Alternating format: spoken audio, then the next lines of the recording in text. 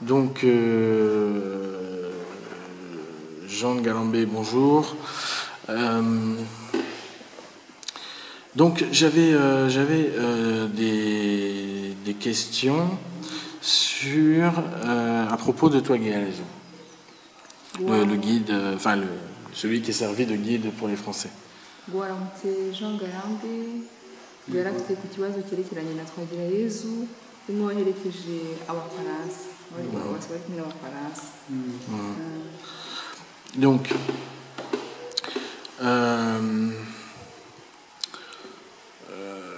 le jour où il a vu que Twagirayezu servait de guide aux Français, est-ce qu'il se souvient à peu près quand est-ce que c'était et à propos de quel événement? Uwo munsi wabonye Twagirayezu aherekeza abafaransa abereka abasobanurira ushobora kwibuka hari ryari cyangwa byari hari habaye iki? Icyo gihe abafaransa baje hano hepfo hariya kwa Visenti. Kwa Visenti? Kwa Rutaganira wari konse. Je me rappelle que ce jour-là, les Français étaient venus chez Vincent Rutaganira qui était notre conseiller. Ubwo bashaka umuntu bajyana mu Bisesero haboneka Twagirayezu niwe wari uzi igifaransa abari bajyana. Alors, il voulait quelqu'un qui les accompagnait à Bisesero. Alors, on a proposé Twagirayezu parce que c'était à ce moment-là le seul qui parlait français. Mais Rutaganira, il parlait pas français, lui? Non, ne sait pas gagner du Faransa. Rutaganira yarakivugaga ariko we yasigaye ari national. Rutaganira aussi parlait français, mais lui devait rester ici parce qu'il dirigeait une réunion. Ah, et c'est quelle réunion exactement?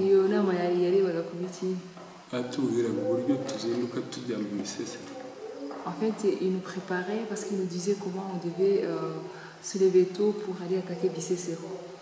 D'accord. Lui, quand les Français ils arrivent ce jour-là, il est où? Il les voit arriver ou il arrive quand les Français sont déjà là? Igihe abafaransa baje basanze bamaze kugira ngo habere inama cyangwa wasanze abafaransa bamaze kuhagera basanzeho? Ah, moi j'étais là. Quand ils sont arrivés, moi j'étais déjà là. Qu'est-ce qui se passe juste avant pour lui, juste avant qu'il voit arriver les Français? Byagenze gute igihe wabonaga abafaransa baje? Baraje babanza kujya kuvugana na Visenti. Maze kuvugana na Visenti baragaruka. Bashaka umuntu bajyana mu Bisesero ndetse nanjye bari bagiye kunjyana basanga ntazi igifaransa. Quand ils sont arrivés, ils se sont mis d'abord avec Vincent. Ils ont parlé avec lui un moment et puis ils sont venus, ils ont posé la question qui parle français parmi nous. Je me rappelle d'ailleurs que moi aussi, qu'Edouard lui aussi, ils ont posé la question, ils voulaient le prendre, mais lui il a avoué qu'il ne parlait pas français. Alors il y a Twagirayezu qui s'est porté galant, qui a dit que oui, moi je parlais français, je peux partir. C'est-à-dire que les Français ont posé la question, parce qu'il était là où ils sont arrivés, où ils se sont garés. Et pourquoi ils se sont dirigés vers lui particulièrement, ou il a demandé, lui il était avec un groupe, ils ont demandé au groupe s'il y avait quelqu'un qui parlait français? Icyo gihe abafaransa baje babajije umuntu uvuga igifaransa muri iyo groupe cyangwa ni uwo Visenti wababajije? Visenti niwe wagize washatse bari bagiye nanjye kubwanjye kongera noneho Visenti atese ubundi wewe ndagenda ko ntazi igifaransa ndajya menya mvuga iki. Nibwo yahamagaye Twagirayezu abariwe yohereza. En fait, les Français, quand ils sont venus, quand ils venaient de parler avec Vicente, à un moment, ils sont venus, ils ont parlé comme ça au groupe. Et est-ce que parmi vous, il y aurait quelqu'un qui parle français? Alors ils m'ont dit, ils m'ont fixé, ils ont voulu me prendre. Moi aussi, j'étais prêt à partir. Alors Vincent est venu, il a dit, toi, tu veux partir, tu veux aller où? Qu'est-ce que tu veux parler avec eux parce que tu ne parles pas français? Alors c'est Viceni qui a pris l'initiative d'appeler Twagirayesu. D'accord. Ils étaient combien de voitures, les Français? Est-ce qu'ils pouvaient, approximativement, ils étaient combien d'individus français et combien de voitures et quel type de voiture? ugereranyije wibaza ko harimo abafaransa bangana iki, bari bafite imodoka zingana iki, wavuga ngo iki ari ukugereranya? uwo munsi bari bafite amajipo abiri. Ce jour-là, ils avaient 2 jeux. D'accord. Ok. Ils étaient combien à peu près? Bari bangahe? bari bageze nko ku munani. Ils étaient comme 8. D'accord. Donc, il n'y a pas d'autres voitures que les 2 jeeps? nta zindi modoka zari ziri inyuma uretse ayo majipo uko ari abiri. ntazindi. Il n'a vu que ces 2 jeeps-là. D'accord. Donc c'est pas simplement des voitures, c'était vraiment de type Jeep, quoi. C'était pas des bus, c'était pas. Donc ntabwo ari imodoka zisanzwe ngo nk'amabisi cyangwa utwo twari ari amajipo. imodoka za gisirikare. C'était les voitures militaires, c'était des jeeps. D'accord. Ils se sont garés où exactement? Bahagaze he? hariya muri ropo. Là, juste ici en bas. hari imbere y'umuriro niho Viceni yari atuye. C'était dans le rond-point, là, en face du secteur. En fait, c'est là où habitait Viceni. D'accord. Est-ce qu'il se souvient approximativement de la date ou du mois ou dans lequel ces événements se sont déroulés? Je crois wibuka itariki cyangwa ukwezi ibyo byabereyeho. hari mu kwa gatanu. Ari mu kwa gatanu. C'était le mois de mai. D'accord. Finalement, quel était le but de cette opération avec les Français qui cherchaient un guide? C'était quoi le but? Est-ce qu'il est au courant de ça? None se uko ubibona nuko n'abashatse no kugenda ngo haba hari ukubera iki abo bafaransa bashakaga kujya kuvugana n'abantu? gusa sinzi igitekerezo cyari kibajyanye. Viceni ashobora kuba ari we wari ubizi neza kuko ari we wabanje kuvuga. Comment voulez-vous que je sache? Moi, je ne sais pas pourquoi ils allaient. C'est sûrement Viceni qui savait pourquoi les Français voulaient abuser ses roues parce que c'était lui qui venait de parler avec eux. gusa ko bamaze kujya mu bisesero nyine iyo nama Viceni yatubwiraga ko bari ari abazaza kudufasha. Seulement quand il venait de partir, dans la réunion que tenait Vicente, il disait aux gens qu'il avait coupé autour de lui que quand vous venez de le voir, il y a les Français qui sont là pour nous aider. Il y avait combien de personnes environ sur la place de rond-point de Mouliga? Iyo nama wibaza ko yari ihuje nk'abantu bangana iki? Iyo nama wibaza ko yari ihuje nk'abantu bangana iki? bari benshi. Il était très nombreux. D'accord. Je ne saurais même pas dire combien. Il était vraiment très nombreux. D'accord. Ok. Donc, qu'est-ce qui se passe le lendemain donc, de ce jour-là? Byagenze gute bukeye bw'uwo munsi? barakeye batwohereza mu bisesero kwicara. Le lendemain matin, on est parti à Brisero pour tuer les gens. Est-ce que c'était une attaque normale comme tous les jours? Je sais, yari attaque isanzwe nk'izindi minsi. Y'uwo munsi iyo yari ikomeye kuko yari irimo n'abasirikare nyine b'abazungu nabo banyarwanda n'abapolisi. C'était une attaque terrible parce qu'il y avait les militaires rwandais, il y avait les militaires aussi blancs. D'accord. Lui participe à cette attaque est-ce qu'il se souvient sur la colline sur laquelle ils ont visé les gens? Enfin, il se souvient à peu près? Wowe wari urimo muri icyo gitero ushaka kwibuka umusozi mwari muhagazemo mutera mumisha amasasu? Oui, je me rappelle. Oui, il se rappelle. D'accord. Il se souvient du nom de la colline où il était ou des collines, je ne sais pas. Uribuka ku musozi mwari muhagazeho amazina yayo? Waramenya amazina yayo? Oui, il se rappelle. Et lesquels donc? Ari hehe? muri Nyiramakware. Ils ont commencé par la colline de Nyiramakware. Ok. Et après, ils ont continué dans une autre colline? hanyuma mwavuye kuri Nyiramakware gusa niyo mpamvu muje murasira cyangwa mwagiye n'ahandi. no kumenya. Après, ils ont été à Muyira. D'accord. Lui, il a suivi le mouvement de Nyiramakware à Muyira? Wabonye ukuntu byagenze kuri Nyiramakware no ku Muyira? Bien sûr, parce qu'il était là. D'accord. Et après Muyira, qu'est-ce qui se passe? Ça dure L'attaque de Nyiramakware, elle dure combien de temps approximativement? Et celle de Muyira, combien de temps approximativement? igikuru kuri Nyiramakware nicyo ku Muyira bya uko ubitekereza ugereranyije mbese byaba byaramaze nk'igihe kingana iki? Ibitero nk'igihe cyo kuri Nyiramakware mwamishaga kuri Nyiramakware cyangwa kuri Muyira byaba byaragoranye bingana iki? Bageraga gutya ubwo bakabarasa n'abaturage bakabiraramo n'imigabo n'ibiti byose bakimika bakagenda bimuka twagendaga twimuka ntabwo. En fait, ce qui s'est passé, si on a commencé avec Nyiramakware, on nous avait préparé, on nous avait dit ils allaient lancer les balles et les autres les grenades et les autres vont essayer de courir. Alors nous, on les pourchassait pour tuer ceux qui restaient derrière avec les machettes, D'accord. Et puis on ne restait pas parce qu'on les suivait. D'accord. Donc,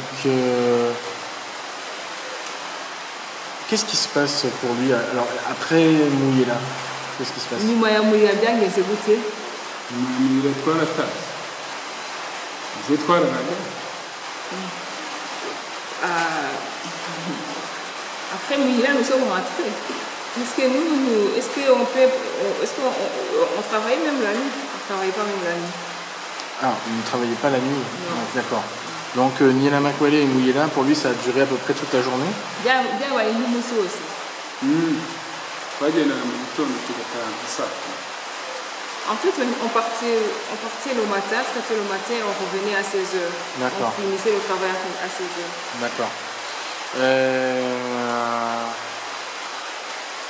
Question, donc après ce massacre du 13 mai, est-ce qu'il revoit des Français? Nyuma y'ibyo bitero by'icumi na gatatu harabonye kubona Abafaransa? Nyuma yaho? Bien sûr. Dans quelles circonstances? Wabonye he habaye iki? Nababonaga bigendera gusa ariko ntabwo nababonaga ukuntu bari kubasaka. Hehe se? Bacaga hano.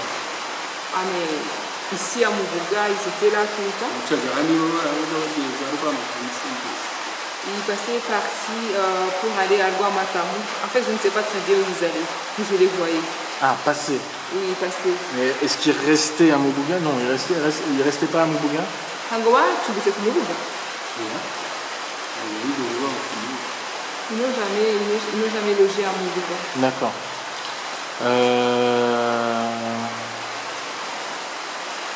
Est-ce qu'à un moment, les Français sont venus plus nombreux que cette fois-ci? Abafaransa muri icyo gitero cy'itariki na gatatu baba baragarutse ari benshi kurusha icyo gihe. Abafaransa kuri icyo gitero cy'itariki 13 baba baragarutse ari benshi kurusha icyo gihe. Abafaransa? Ngo baba warababonye noneho bagarutse ari benshi kurusha icyo gihe bateraga. Batambukaga mu modoka. Ari benshi ariko ntabwo bongeye gusubira mu Bisesero. Non, mais ils n'ont pas retourné à Bisesero. Ils étaient ici dans la ville de Kibuye, ils continuaient à marcher, à Mubuga, Kibuye, peut-être aussi à passer dans leur voiture. Mais ils n'ont pas retrouvé attaquer les gens de Bisesero. Et ce massacre dont on a parlé, là, donc à Nyiramakware et à Muyira, il a lieu combien de temps avant la fin de la guerre?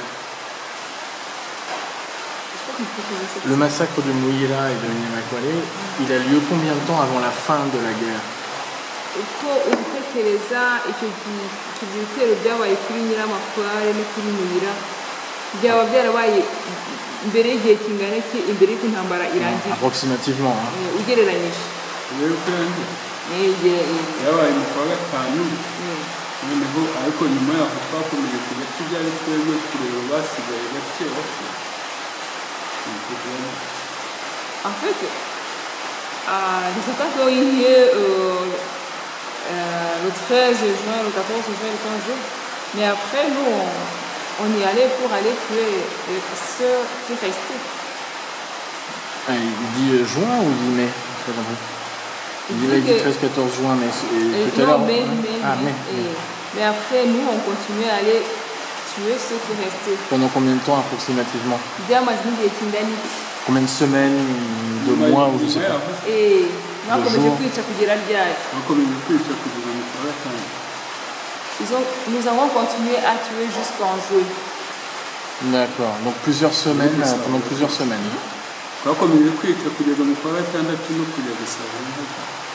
Et puis aussi, on allait voler leurs vaches jusqu'en juin.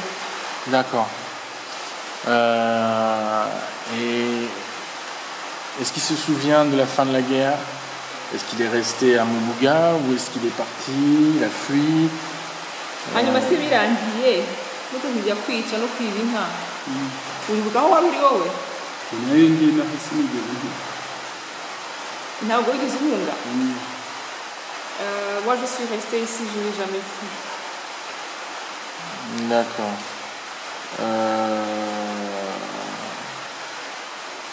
Parce qu'il y en a d'autres qui sont partis vers le Congo, non? Ariko hariho n'abandi ngo bagiye i Congo. Oui, ils sont partis. Et pourquoi lui, par exemple, il n'est pas parti? Jusqu'à la limite, comme il a participé au massacre, il aurait pu se dire j'ai peur, je vais fuir comme les autres. Kuki se wari uzi ko wari warishe kuko utahunze ntabwo wagize wowe? nimba ufite ariko buri uko ngenda niba ufite umwana wari wahiye buri uburyo tuhinga n'umwana utwaye. Oui, c'est vrai, j'avais peur, mais comme j'avais un enfant brûlé, qui s'était brûlé, je ne savais pas comment le transporter, alors j'ai opté rester parce que l'enfant, c'était difficile de le transporter avec nous. Et est-ce qu'il se souvient des toutes dernières attaques sur les Cicéron? Comment ça s'est arrêté? Et comment ça s'est arrêté? Les circonstances des dernières attaques. Pourquoi à un moment donné ça s'est arrêté les attaques?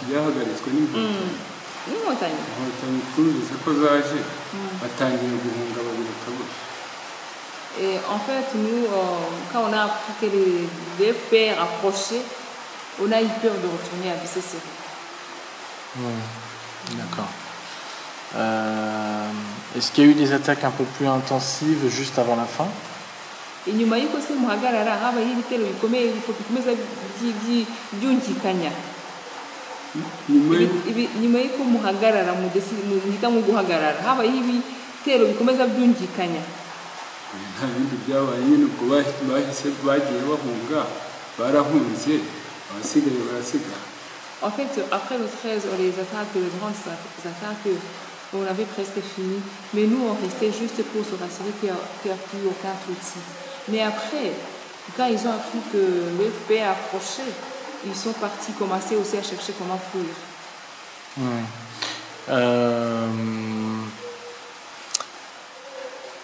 Après le 13 mai, il allait tous les jours à Bissessero ou pendant les semaines suivantes? En tout cas, moi, je n'ai pas arrêté. D'accord.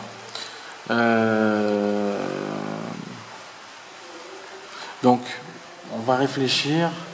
Donc, après le grand massacre de Bissessero, est-ce qu'il pourrait compter le nombre de semaines à peu près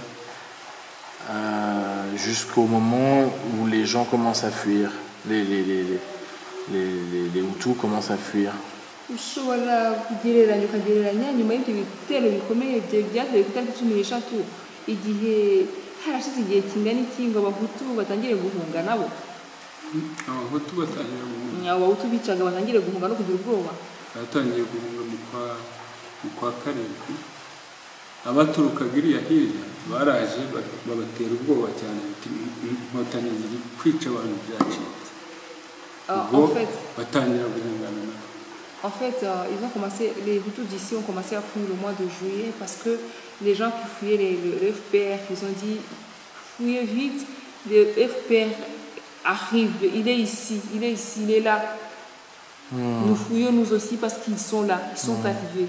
Et selon lui, les gens ils ont commencé à fuir plus au début juillet ou vers la fin juillet? Donc rero batangiye kuva mu ntangiriro y'ukwezi kwa karindwi cyangwa mu mpera y'ukwezi kwa karindwi. C'est au début. Début juillet, d'accord.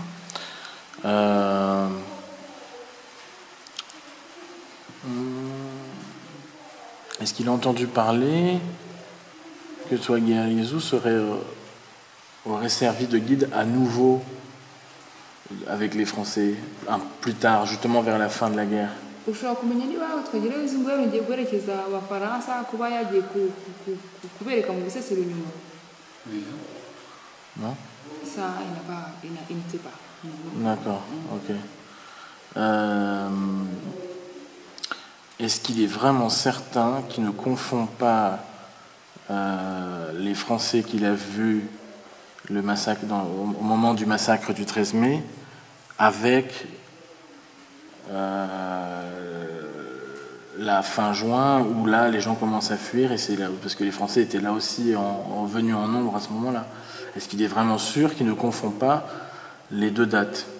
À la limite, on s'en fout. Enfin, le problème n'est pas lui, il décrit des événements, donc, mais le problème des dates, c'est pas très grave. Mais est-ce qu'il est vraiment sûr qu'il ne confond pas avec les deux événements ou les deux dates, c'est-à-dire 13 mai avec les Français et fin juin au moment de la fuite, enfin juste avant la fuite? Urabizi neza ko habaye igihe kibiri ntabwo ushobora kuba wibeshye ukaba uriho uravanga icyo gihe abafaransa bagendaga itariki 16 y'igitero cy'Isimusiga cyangwa igihe bagendaga nanone bajyanye n'umuntu ku itariki 30 z'ukwezi kwa gatandatu, ntabwo bivanga. Urabyibuka neza? Okay. Mbwira kuko ntabwo ndi kubivanga. Igihe bajyanye na Twagirayezu ni ku itariki 13 z'ukwezi kwa gatanu. Je me rappelle bien. Ils sont partis avec Twagirayezu. Peut-être qu'après ils sont retournés avec Twagirayezu, mais moi je me rappelle très bien. D'accord. Est-ce qu'il a vu des Français, avant la veille du massacre, donc peut-être fin avril, début mai? Est-ce qu'il a vu des voitures passer aussi avant ce moment-là? Ushobora kuba wibuka niba imbere y'icyo gitero mu gihe baza bakababwira ngo ni bande babaherekeza mu bisesero, ushobora kuba wibuka niba warabonaga abafaransa batambuka nko mu kwezi kwa kane cyangwa mu kwezi kwa gatanu gutangira? nabona. Non, je me rappelle pas, je ne les voyais pas. Ok. Bon, je crois qu'on a fini. Je crois qu'on a bien précisé les choses. Merci beaucoup, Jean de Garambé, pour cette interview.